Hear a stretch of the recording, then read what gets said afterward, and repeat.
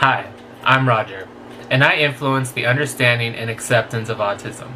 Today, I'm going to show you why everything you think you know about autism is wrong by talking about the stereotypes of people with disabilities, the neurodiversity paradigm, and positive psychology.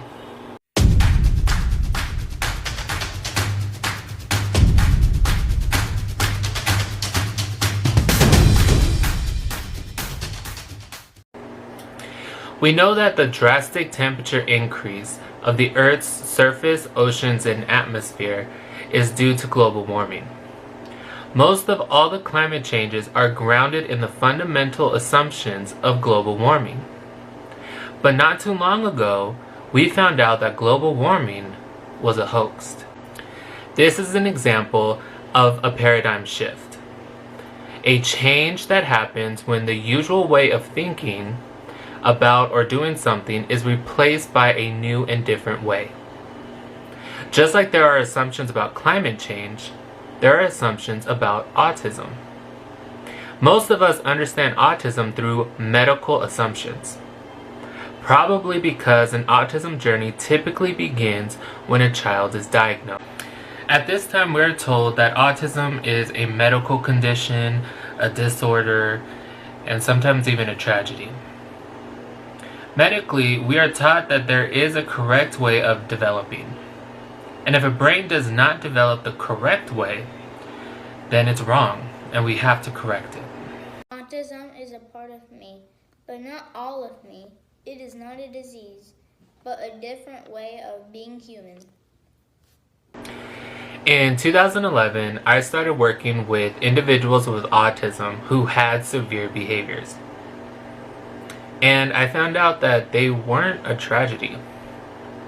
Working with autism has been one of the most rewarding experiences of my life. I learned what it really means to be patient.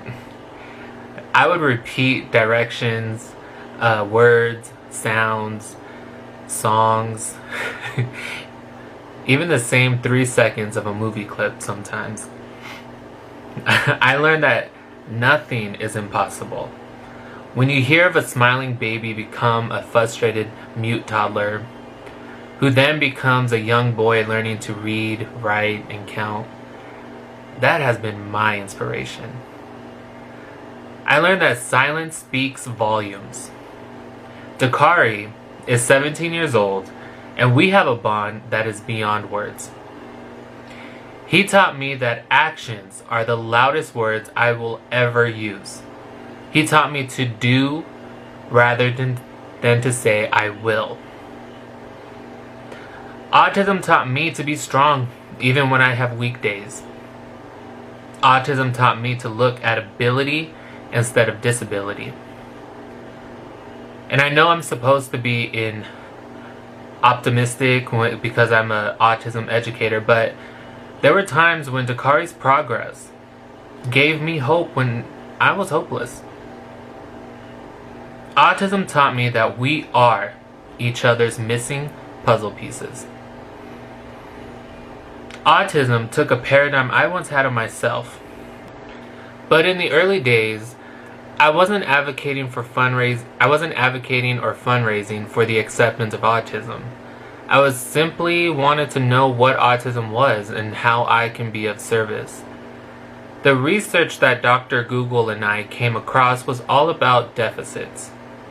Autism was a deficit in social interaction, communication, sensory processing, and restricted and repetitive behavior. When I turned to social media, the only videos I could come across were defeated mothers and fathers who claimed autism sucked and how autism won that particular day. So I didn't understand how autism was such a positive experience for me, but I couldn't find that on social media or in the research with Dr. Google. So up until this point, I had a lot of experience working with low-functioning autism. And then I met individuals on the higher end of the spectrum, and for the first time, I heard the autistic perspective of autism. This group of individuals with autism introduced to me this idea of neurodiversity.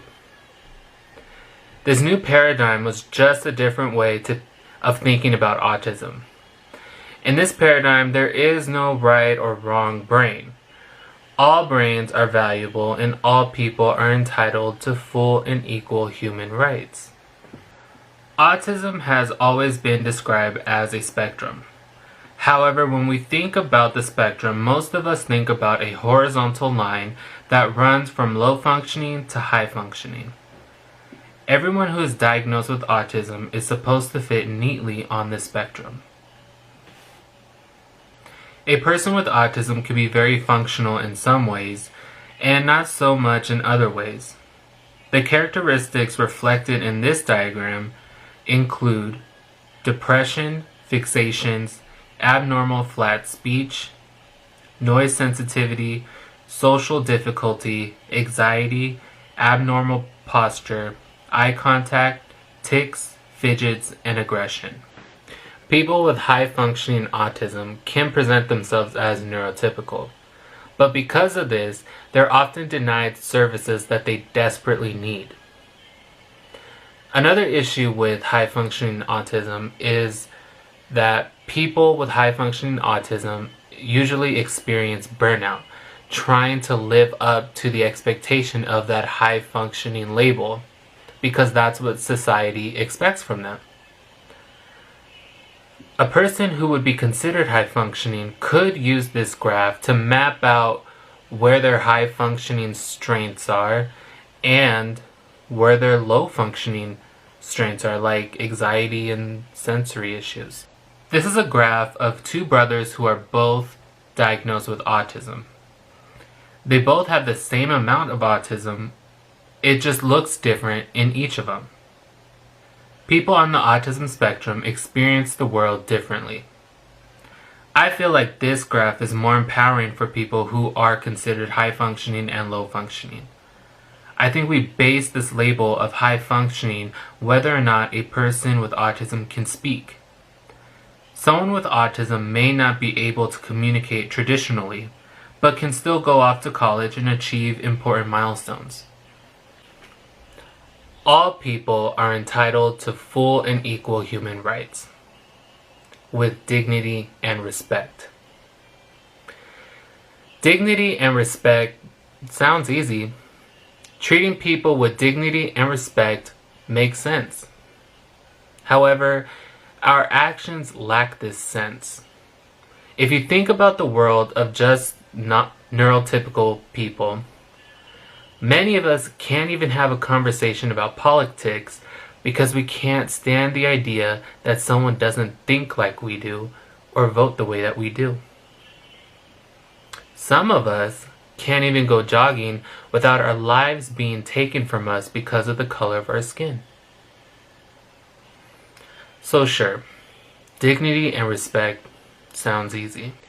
You might also be surprised that a common reaction to this idea is, that's alright for the higher functioning people with autism, but that doesn't apply to everyone. What about the low functioning people with autism? They're really autistic, and they're just not different, they're disabled. Sometimes the word disability doesn't necessarily mean that the person is disabled. Sometimes what it means is that the environment doesn't cater to someone's needs and actively disables them. Sometimes disability can happen to a person. Take the mall for an example. If someone with autism goes to the mall, they may struggle. But they don't struggle necessarily because something is wrong with them.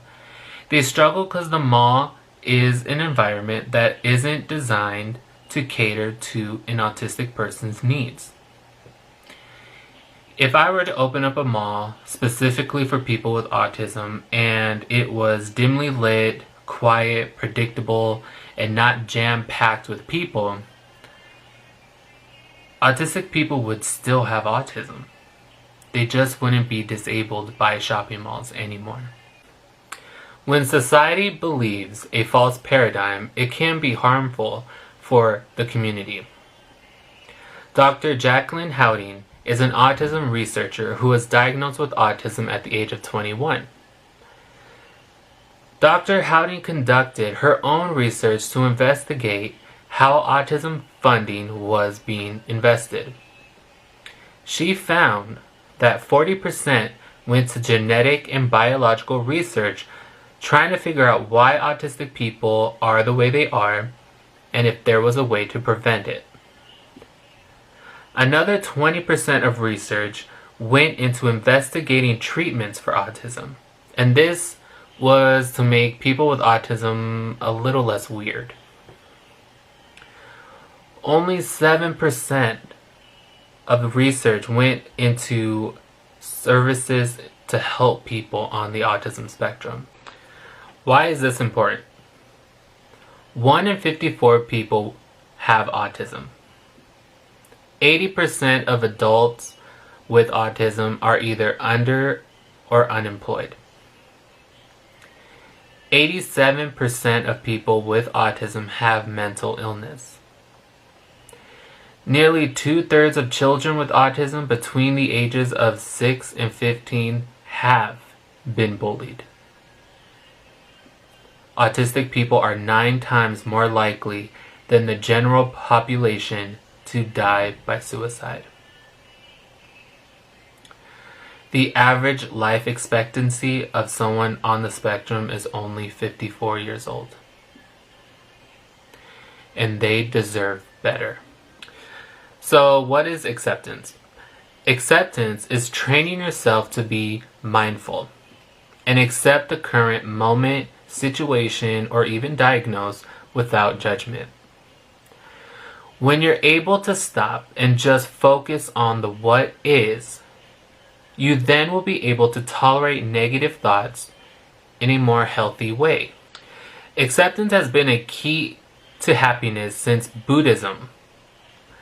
The second noble truth of Buddhism is the desire of craving is the root of all suffering. This is interpreted as wanting reality to be anything but what it is. In other words, a lack of acceptance. Acceptance has been a cornerstone of the 12-step treatment for alcoholism since the first Alcoholics Anonymous. Their book was written in 1939. Dr. Paul Oliger wrote a passage on how acceptance leads to being happier and sober. By the third edition, the passage was famously known in the rooms of Alcoholics Anonymous as page 449. Often when I discuss acceptance with people, a common argument is that acceptance is no good. It's passive, and accepting things as they are is giving up. It is resignation of something unpleasant, but that's not the real meaning of acceptance. Desiring the world to be something it is not at the moment is stopped, and overthinking on how things should be are put to aside. Then you can change what you can change. Acceptance helps reduce what people experience as negative. That is only half of the solution to improving one's quality of life. However, it has been claimed that it takes 5 positive experiences to counter 1 negative one. In other words, your brain responds to positive events like Teflon and to negative ones like Velcro.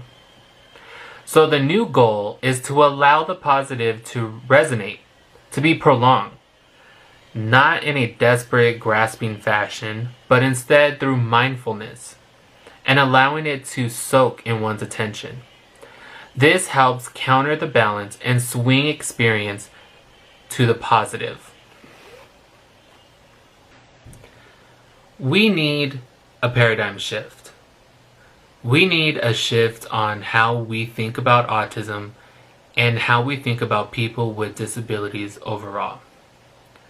We need services and supports that improve the quality of life for the individuals with autism and their families, so that they can live long, healthy, and fulfilling lives while respecting the right to be autistic. Because global warming is real, and autism is not a tragedy. Thanks for watching. Stay aware by clicking more of my YouTube videos and subscribing to my channel.